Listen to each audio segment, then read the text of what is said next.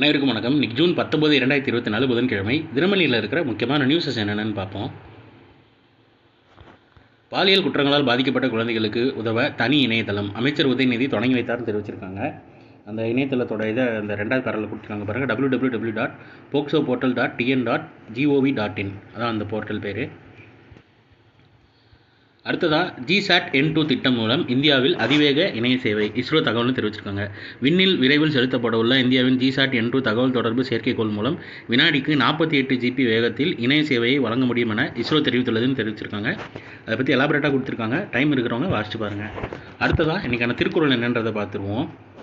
ஓர்ந்து கண் ஓடாது இறை புரிந்து யார் மாட்டும் தேர்ந்து செய்வதே முறை, யாரிடத்திலும் குறை இன்னதென்று ஆராய்ந்து கண்ணோட்டம் செய்யாமல் நடுவு நிலைமை பொருத்தி செய்யத்தக்கதை ஆராய்ந்து செய்வதே நீதிமுறையாகும் அப்படின்னு செங்கோன்மைன்ற அதிகாரத்தில் திருவள்ளுவர் சொல்லியிருக்காரு.